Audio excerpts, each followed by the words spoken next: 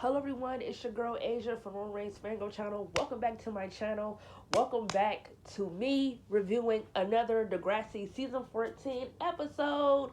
Today we're going to be reviewing episodes 5 and 6. Episode 5 being called There's Your Trouble, while episode 6 is called You Drive Me Crazy. Now before I even get into this episode 5 episode real quick, I just want to say that guys, after I'm kind of done with Degrassi, I think the next direction I'm going to take for my channel is talking more about cartoons.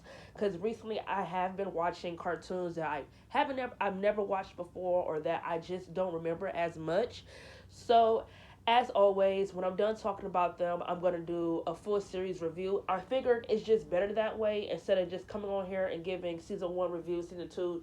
It's just a lot of work, and I just don't feel like doing that because I'm just a little lazy. So I figured once I'm done watching the entire show, like I did with Gravity Falls, I'm just going to talk about what I liked and what I didn't like. We just gonna do that. As of right now, I'm watching a ton of shows. I'm watching Invincible. I'm watching Legend of Korra. I'm watching Teen Titans. I'm watching Ben 10. I'm about to watch Generator X again. I'm about to watch Young Justice because I've never seen that before. I'm about to rewatch Spectacular Spider-Man because I don't really remember it, even though I grew up watching it. There's so many shows that I want to watch, and Ben 10 has 5 different fucking universes as he gets older, with the last season being excluded of 8 fucking seasons. So this is about to be a long journey, y'all. So while I have the free time, I'm gonna go ahead and get into it.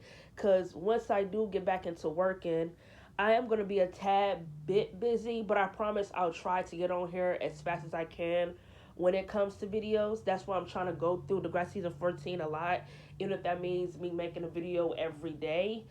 2 or 3 reviews. I gotta do something to get this season going. Cause again, I'm only doing the ones I wrote down. I'm not doing every episode. With that being said, let's get into this episode. So, episode 5, There's Your Trouble. I'm gonna go through this shit very rapid firely because there's only one A plot to me. Fuck the B plot. Everything is just one A plot, which is the cheer team, Eli, Claire, and Drew, and the Becky shit. That's all one big ass A plot. Don't care for the B plot. So the A plot is, I want to start with Becky first. Now I could give Degrassi E for effort because they try to make Becky somewhat interesting, but you know what? It's the fact that up until this episode, they kind of forgot that Becky's brother was even in juvenile detention, and that she kind of been struggling with it because in season 13, and I don't think I ever mentioned this, but I actually love that Degrassi showed that her life hasn't really been easy since he's been, arrested for raping a girl at her school, right? Everybody felt like her life is easy since she wasn't the one who did it, but no one really understands what she's going through, right? Because at the end of the day, this was someone that she loved and cared for a lot. And for him to just, go and do something like that, of course, Becky is going to feel like she didn't know her brother at all, which is like, I can't necessarily blame her, but the show did this storyline a little too late for me to where up until this episode, I kind of forgot that her brother was like locked up. Like, it'd have been nice if instead of throwing Becky in a relationship with Drew, it'd have been nice if they given her a story with her like suffering with the fact that her family blamed her for turning her brother in, and her brother was mad at her at first. Like, it would have been nice had they actually did a storyline where you actually saw struggle, because it's like, what the fuck happened to those storylines? What happened to them? It would be nice how they did that to Becky, but nope. Instead, they threw her in a relationship with Drew that nobody asked for, and then they expect us to give a fuck. No. So the Becky storyline, I'm gonna give it an E for effort because at least they tried, but it's a little too late. Like, I do like the scene where her brother, when Becky was talking to her brother in prison or juvenile detention, where the fuck he's at, and she kind of just told him that you made my life a living hell. Who cares if you're trying to get better? Who cares if you're trying to repent or whatever it is you're trying to do? It doesn't change what the fuck you did. Talking about, her brother said something talking about he don't blame her for doing what she did. And she said, you mean the right thing, you mean. And I'm thinking like, yeah, the right thing. The fuck, it was the right thing for her to tell the police that her brother sexually assaulted a girl. I don't give a fuck how long me and you done grew up together, how long I've known you. For you to do something like that and you think you're going to get away with it, hell no, it's not. It's not going to happen. So, I think his storyline, it was alright. They could have done more instead of just throwing her relationship with Drew. Now, with the Degrassi news storyline, I'm just gonna go through this Nick like really rapid firely. So apparently, Frankie is worried that the longer that they do Degrassi news, they're gonna get caught. Zoe is telling them that they can't quit now because they've been making a lot of money, and they're all worried that they're not going to win any of the competitions because they're not as athletic as the other teams. So Zoe bought equipment with the Degrassi News money, or oof chatting that they like to call it, so they can be ready for competitions. They told Zoe that she didn't ask the team for their permission to use that, and Zoe said she didn't need their permission. She's a captain. One of the things I would like to know about this storyline, they never said, did Zoe ever send a nude, or was it just the girls? Did she ever send a fucking nude? I'm starting to think that she never did. I just think she was just a ringleader, and I feel like all the girls was just the ones who chat. I'm starting to think, I don't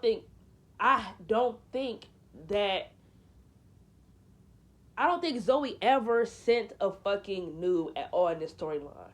I don't think so at all. And I wish that was something the girls would have said, because it's like, you can't spend the money that we're basically putting ourselves on the line for. You don't oof chat. So directly, their money should be up to us to spend, since we're the ones going on fucking online and sending naked pictures of ourselves. The fuck? Just because you're the captain don't mean you make these choices all by yourself. You should run them over by the team. Period. So Zoe go to Grace for some, I guess, advice, talking about, oh, the girls hate her and she was just trying to do a good thing, and that everybody's like falling behind Frankie, talking about they shouldn't do oof chatting anymore, because in the cafeteria they all agreed that they didn't want to do it. I mean, not in the cafeteria, in the gymnasium, all the girls agreed that they didn't want to do oof chatting anymore because they agree with Frankie. The longer they do it, the more they're going to get caught. So after Zoe had the conversation with Grace, she tried to manipulate the girls by saying she replaced all the equipment and each gave them gifts and told them that she just wanted to do what's best for the team as far as winning competitions and just trying to make these girls really be good, because she's tired of people saying they're now world athletes and they don't belong in the competitions.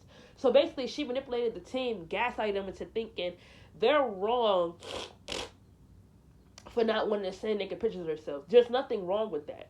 If they don't want to do it anymore, then y'all need to find different ways to raise money. And then as the season go on, they was making fake bake sales so they wouldn't get caught with how the money was coming up, which is something that's just so random, because why didn't they do something where Principal Simpson asked them, how y'all affording field trips and da-da-da-da, if y'all didn't hold no bake sales, no lemonade stands, y'all haven't raised any money for competitions.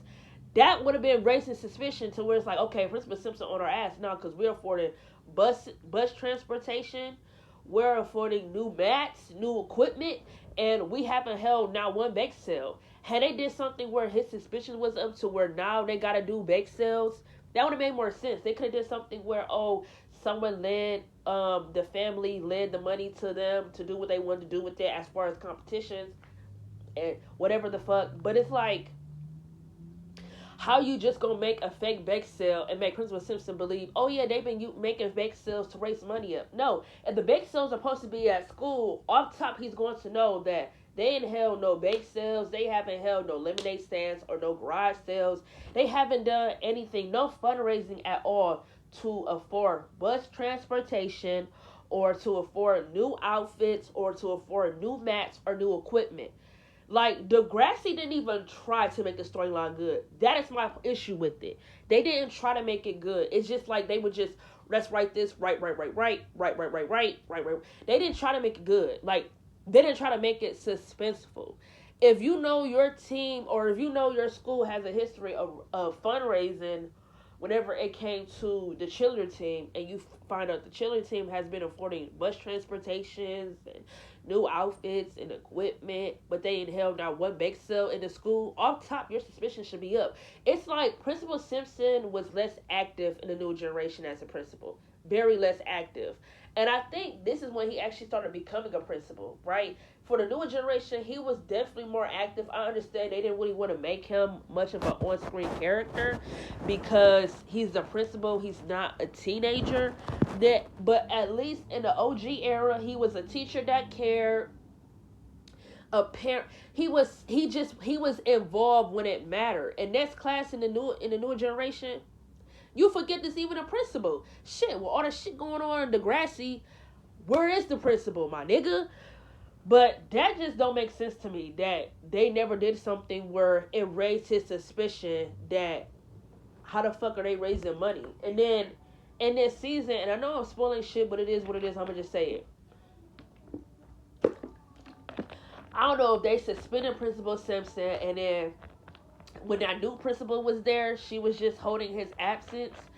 They suspended Principal Simpson for being clueless for not knowing about Degrassi News.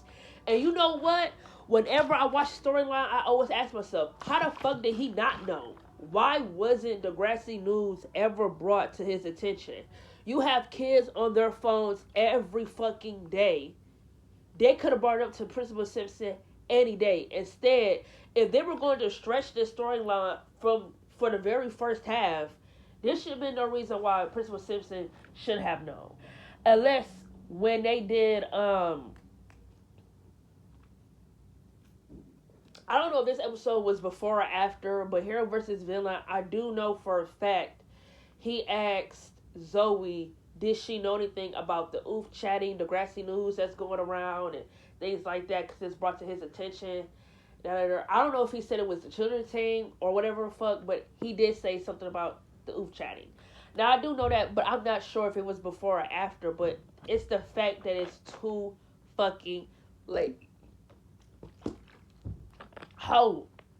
For how long they got away with it, they shouldn't have gone away with it. Period. I'ma just say it, even if y'all all ain't gonna agree with me, they should have not got away with oof chatting for as long as they did, and that's just on period.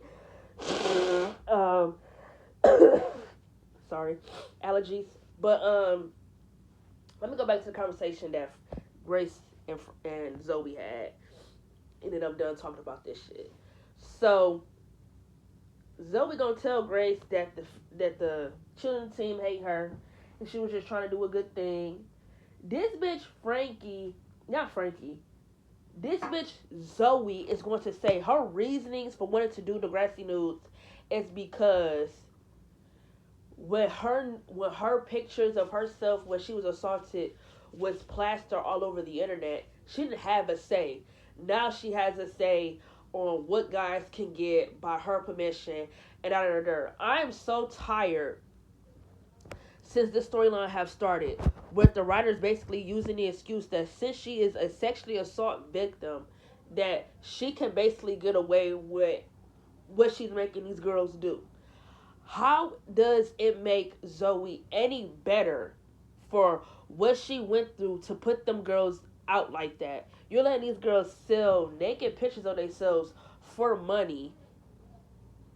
How does that make sense? And they keep using, oh, she was a sexually assault victim, so we will understand. No, if I was a sexually assault victim and I got assaulted, and in the act of my assault, the niggas took pictures of me or videos and they posted them, why would I ever want to do that to another girl? Why would I ever want to make them feel the pain that I went through? I don't understand. This season should have been a redemption arc for Zoe, but instead, they made you hate her even more when her character really could have grew on you, in my opinion. And then she said something about Frankie, how they all agreeing with Frankie that they shouldn't do the ooh chatting anymore because now it's starting to get dangerous because they might get caught. And Grace said she thought it was a little interesting that Frankie is complaining about ooh chatting when she hasn't really been doing it. And Zoe said, what do you mean? She said, well, she did one, but that was it. And Zoe gonna ask Grace, why wasn't this brought to her attention? And Zoe said, and Grace gonna say, because it's not my problem. Getting on those girls' ass is your problem, not mine. So, like I said, when Zoe gave the girls their gifts, that's when they came in the locker room that day in a school, and agreed that they're gonna stand behind Zoe no matter whatever it is that she need them to do. And Zoe said she was thankful for that. But then she turned to Frankie and told her, is there something she wants to tell her teammates? Frankie said, tell them what? And Zoe said that it looks like Frankie hasn't been oof chatting, and that she needs every person on the team to do their part if they're going to make it to regionals or make it to the finals. Frankie said she just can't do it because it's not who she is. Jack gonna try to check her and ask her, oh, so you think that's who we are? I mean, shit. If the shoe fits, bitch, y'all the ones sending naked pictures of yourselves. And you know what? I'm not even gonna victimize them girls. I'm not, because those girls are really victims.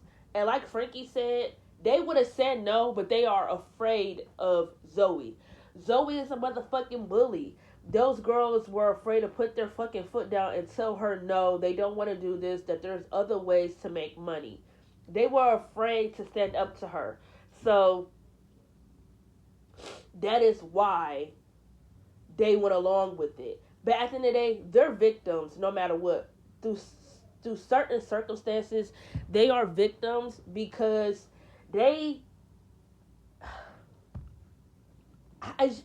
It's hard to explain, but they're victims at the end of the day. No matter how they try to spin it, or the show try to make it seem like, oh, they all were bad. They're victims because Zoe pimped those girls out. Because I know for a fact, Zoe never sent no naked pictures of herself. I know that for sure. So Zoe told Frankie that she either needs to do her part or she needs to quit the team. Frankie said she quit. And let's talk about this fucking pregnancy storyline. So this pregnancy storyline, I'm gonna get through this really quick as fuck. Eli is back in town. He's trying to get a job at the Dot. He's trying to get back together with Claire, even though she carrying around Drew's baby in her stomach. And he's telling Claire that that he wants to be with her, and the way he feel about her, it's like he can't breathe, and he's not ready to walk away from that just yet. He asked Claire, is she in love with Drew? She said no. And he said good, because he said what he wants to do it without feeling like he might be dumb. And he said he wouldn't be with Claire. And the way he feel about her is like he can't breathe, and he's not ready to walk away from that. So, he asked her if she want to go to lunch. They had lunch or whatever, and her phone buzzing, and she gonna lie and tell Eli that it was something. And she told him that she can't go to Columbia just yet. She's taking a gap year due to her being pregnant. Eli told her, like, it's your dream school. And she said she's not, saying no forever. Just for right now, she just can't. Drew pop up, and, Eli was like, I thought you said it was blah, blah, blah. And she said, oh, he said more lies, and he said that he can't do this. And she said, do what? You and him. I can't be with you if he's going to be around all the time. Drew's like, he not trying to start any trouble. Eli like, I'm not talking to you. I want to know something. Why was having Drew act like a bitch? Because ain't no way in hell Eli would have been disrespecting me. Period. I will stand my ground as a man. You're not going to disrespect me. I'm not trying to interfere in whatever you and Claire have got going on. But at the end of the day, she is carrying my child. So if I want to be around, or if I want to see what's going on with her, I have that right. The thing is with Eli is that no one is telling you to be with Claire while she is carrying a nigga carrying another nigga's baby in her stomach. You don't have to be with Claire. Not right now. You can tell her whenever this situation you got going on with Drew is done and deaded, then I'm going to see what's up. But as for right now, I can't do this. I just feel like I'm in the middle of whatever you and him got going on. Like, why couldn't Eli just say that instead? You're trying to force something with Claire when right now is not the good time. And then he's trying to give her the ultimatum. But I feel like he was mad at the wrong person. I feel like he was really angry at Claire, but I feel like he was directing his anger onto Drew because for some reason he blames him. But honestly, none of this is Drew's fault. Drew is a victim of circumstances because Claire dragged him in this bullshit. I agree with Drew when he said it's a messy situation. It is. It's a complete messy situation. But he didn't make the mess. Claire made the mess because her ass was the one who broke up with you and fucked him. She fucked him and then tried to make it seem like all this happened because of whatever the fuck. Whatever she was trying to scheme up to make it seem like that ain't what happened. That ain't what the fuck went down. I definitely agree. Eli was mad at the wrong motherfucker. His anger should have been directed towards Claire, because at the end of the day, if I was in, it's kind of like the Ashley and Craig and Manny shit, right? Her energy was towards the wrong person. Her energy was towards the side chick. What I see, it should have been towards her nigga. Your nigga not only cheat on you, but got another bitch pregnant in the span of y'all being together. Oh, my ammunition is towards you, period. But you know what? I think the reason why Eli wasn't trying to be mad at Claire is because they was broken up when she did what she did with Drew. But it's still the principle that at the end of the day, I'm more mad at you because I'm in love with you. I don't care for Drew at all. He's just a conquest in this situation. I don't care for his existence at all. I don't have any energy towards him. Even though he did nut inside of you, you're the one who decided to sleep with this nigga and get pregnant. So I definitely understood where Eli anger was coming from back in the day. No one is forcing him to be with Claire. I wouldn't be. I would tell Claire, I want nothing to do with you. As for right now, I know I still love you. I still care for you. And I know I still want to be with you. But right now, I can't. I can't just bite my tongue and pretend like I'm cool with this when I know I'm not. I'm not cool with any of this shit. So I definitely understand where Eli was coming from. Back in the day, it is what it is. But as always, it is nice talking to y'all again. This is episode 5. Catch you guys in episode 6.